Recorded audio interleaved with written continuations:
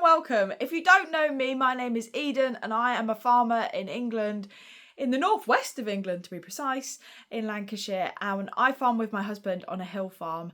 So we have sheep, cows, pigs, goats, donkeys, chickens, 4 dogs and a cat. So there's plenty going on the farm, but one of the biggest things that we do that is slightly different to a normal farm is that we sell our meat direct to the public. So we don't sell to supermarkets anymore because they don't pay enough to survive, let alone thrive.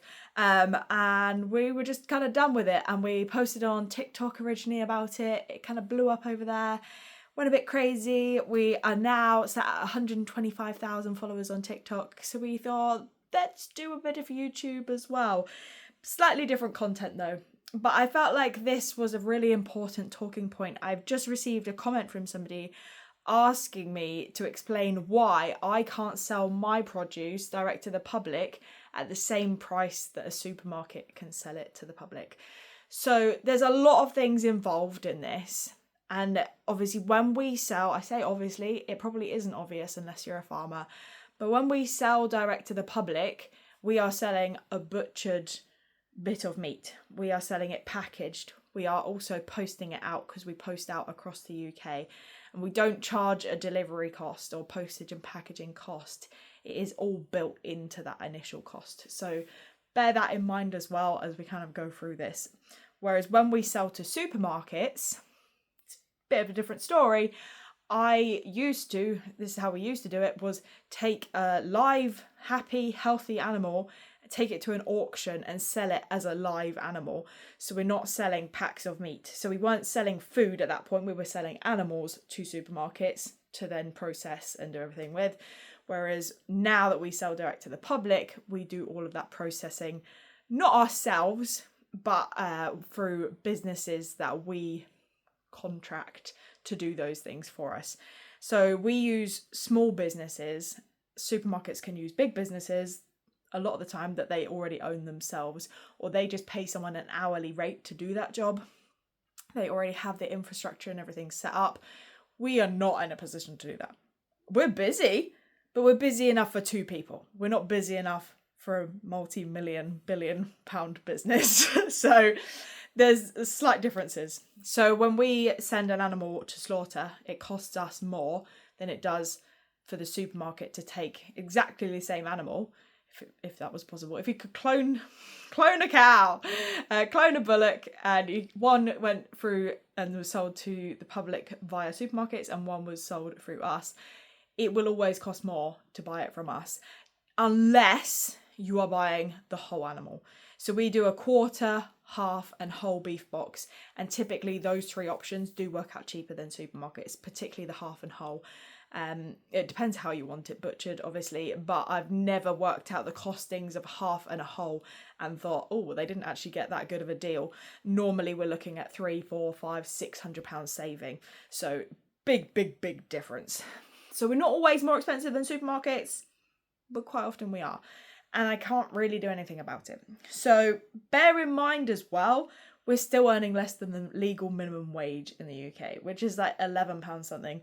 We are currently earning somewhere between £8 and £9 an hour.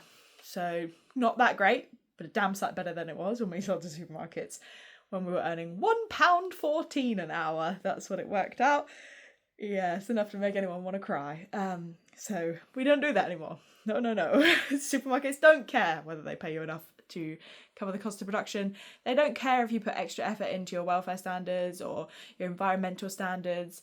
They don't care if something breaks on the farm and then you've got to replace it. They're just going to pay you what they're going to pay you, and that's just that. You take it or you leave it. If you leave it, yes, there'll be less British beef available, but it doesn't mean there's less beef available. They just import it from another country because they don't care whether it's British beef that goes on the supermarket shelves or not. They like it to be sometimes because it's a nice marketing ploy, but they're not that strict on it.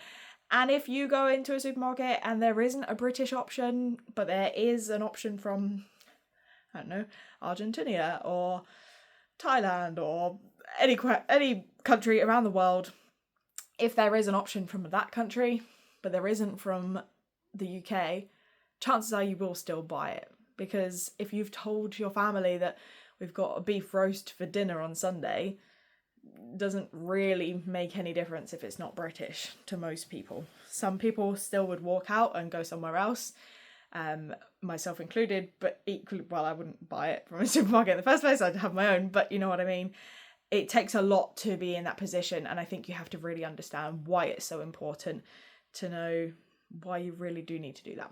So anyway, right, when we sell direct to the public, we have to pay extra for transport, so the haulage of that animal. So I never sell enough meat to fill a whole trailer, and let alone a whole lorry, which is what the supermarkets would be using. So supermarkets will fill up a massive lorry with sheep, massive lorry with cattle, massive lorry with pigs. The price per head, like per animal on that lorry, the fuel cost and the time for the driver, etc., the paperwork is much, much less because it is worked out per animal. It's economies of scale, which you'll hear me mention probably multiple times throughout this video.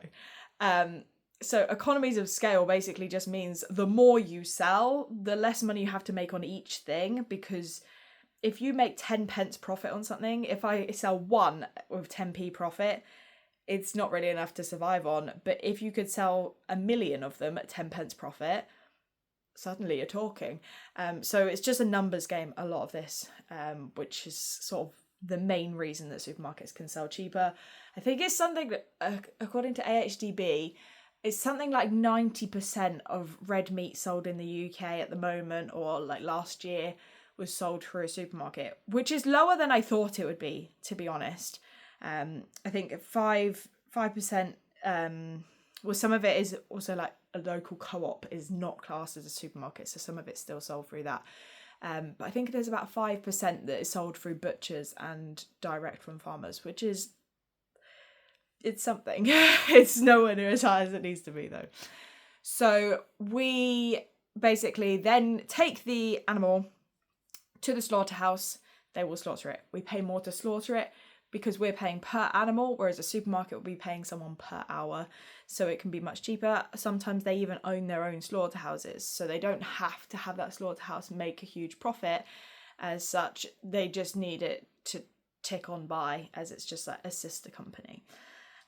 So as long as they can make one business look really good, it doesn't matter. They can take preferential treatment over certain shareholders or something. I'm sure there's some sneaky back loops in there somewhere. Who knows? Same for butchery. So we use small butchers. So there's 3 of them that work there. One of them kind of runs it, and he is a farmer himself, and that's his diversification. Like, we sell the meat direct to the public. He employs 2 butchers to do butchery to sell to other butchers.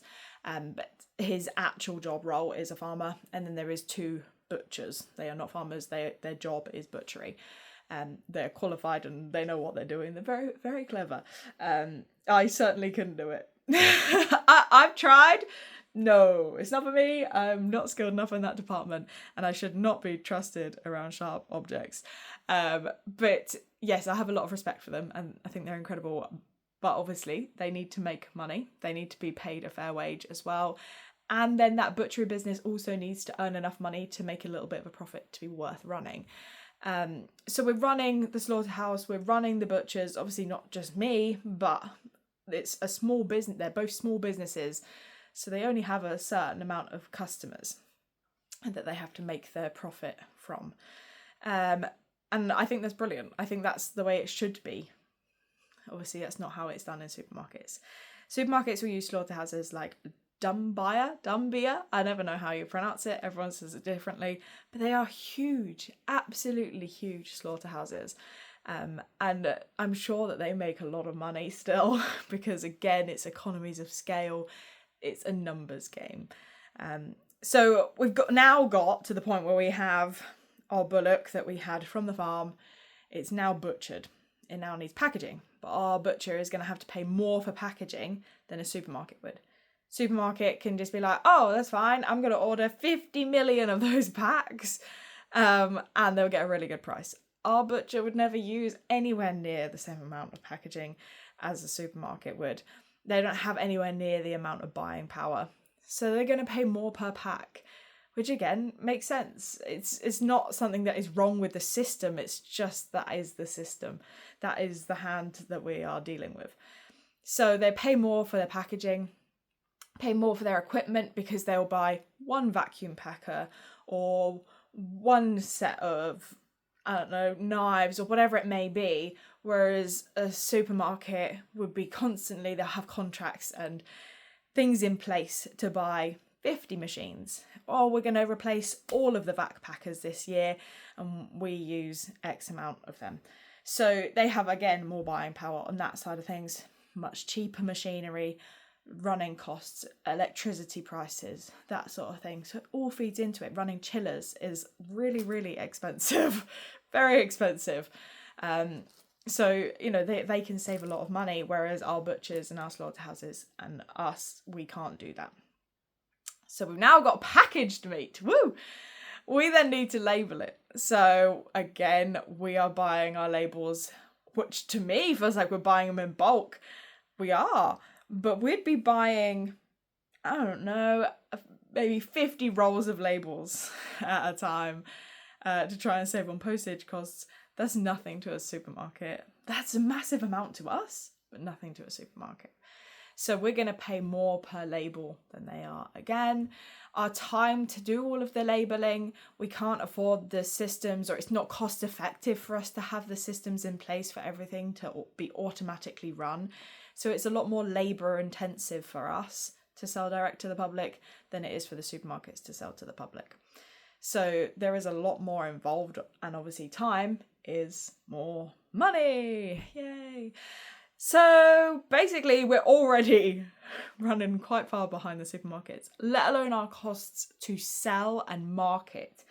So to market our products, all of our time, every time that we post a video on social media to talk about what we do, changing the website, improving anything, all of it, we do interviews with people to try to have more coverage and awareness of what we're doing, not just for our business, but for other farmers that sell direct to the public. All we want as farmers is for farmers to be able to make money. We don't ask people to buy direct from us all of the time. We want them to buy from any farmer. And you will regularly hear me say, any farmer will do, any farmer at all. Just buy direct from them if you can. Even if it's once a year, even if it's only a pack of sausages, you will still make a difference to that farm and that farmer. So it really does matter. And I know it doesn't feel like £5 to a farmer is going to make much difference, but trust me, it will. It will. It's the whole reason that we do it. The whole reason that we do it. We also post out. So supermarkets, they can deliver to your house. That's fine. But when they deliver to your house, they will charge you for it. I don't charge extra to deliver. It's just built in the cost. So we typically, for a normal average order, it costs us between £13 and £14 to send that out. So that's to package it in the box with the ice packs and the insulation liners, and to post it, to get it to your door. We also have the risk associated with that. So using a courier, if the courier has something go wrong, maybe their van breaks down, or maybe they just run out of time. So many different reasons, or the box gets damaged. Damages should be covered, I think, by the courier, but they're still not a lot of the time. Not that we get that many, thankfully, but we still have that risk associated with it. Whereas if we were to sell to a supermarket, once it's left our hands, that's it. It's not our problem anymore. So I think that is really a big thing for us, is we build in typically about 1% into our boxes. We estimate that 1 in 100 of our boxes won't make it to the customer, so we would have to replace 1 in 100 boxes. But that might be a £65 order, that might be a £500 order, that might be a whole beef box. Really has never happened, and I really hope it never does happen, but that's £2,300. I really hope that never happens. We've had 3/4 beef boxes delivered today, and they have all arrived, which is the biggest relief, because they're £650 each. It's been a very big day for us. And commission is probably my last point. I'm looking at my list because I thought I'm going to forget stuff. I'm due to give birth any day. or any week. I'm 37 weeks pregnant, so the baby brain has really set in. Commission is probably the last thing on my list that I haven't covered. So when we sell through TikTok Shop, they take the biggest cut. They take 5%, which is still really low in comparison to places like eBay, Amazon, a lot of those online retailers. They take 14-15%. That's massive. That's mega. We don't have that much profit margin. It just doesn't exist. So TikTok take a 5% commission, but obviously within that they also do some advertising for us. They push certain videos and things like that. So it's not all a loss, but it obviously is money that is not coming into our bank.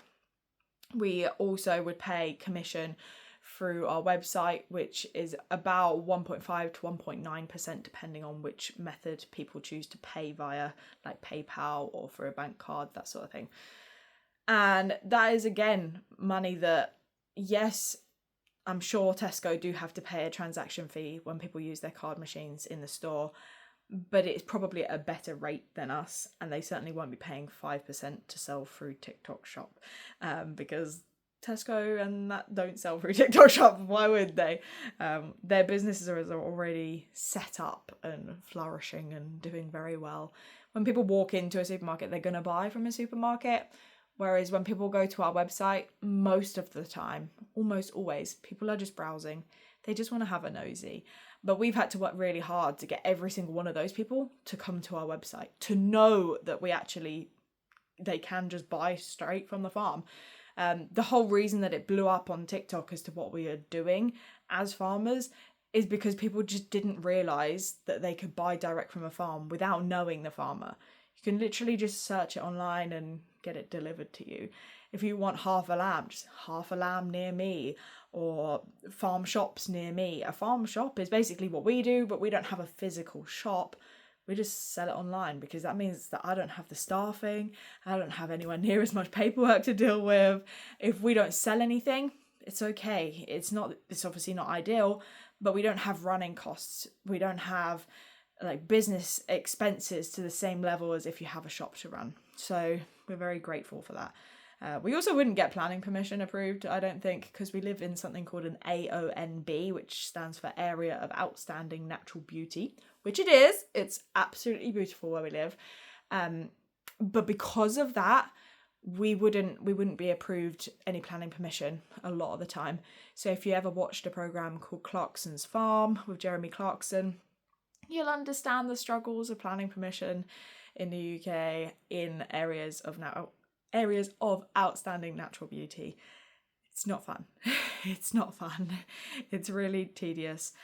Hopefully things are changing on that front. But we also don't own the farm, so we have 2 years left on our tenancy. So 2 years guaranteed left on our tenancy, with the option to extend at the end if we're happy and our landlord's happy. But it's not guaranteed. Nothing is guaranteed. So we don't have that security.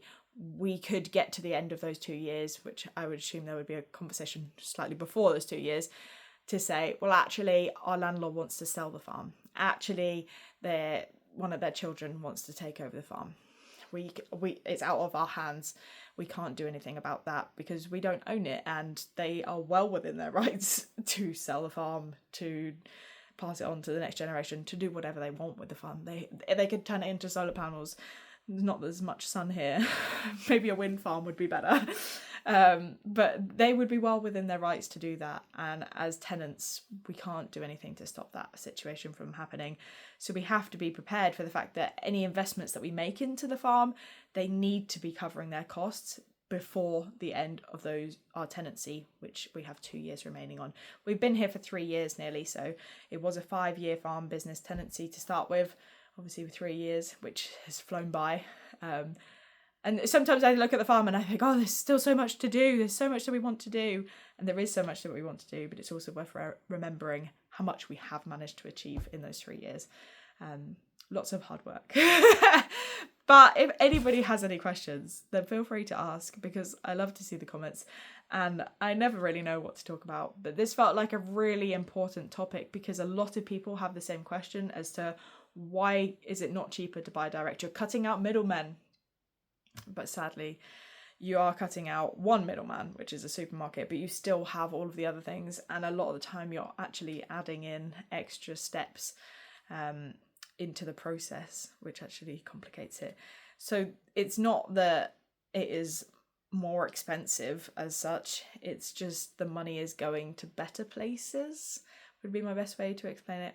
But any questions, just ask. Thank you. Please save. Oh gosh.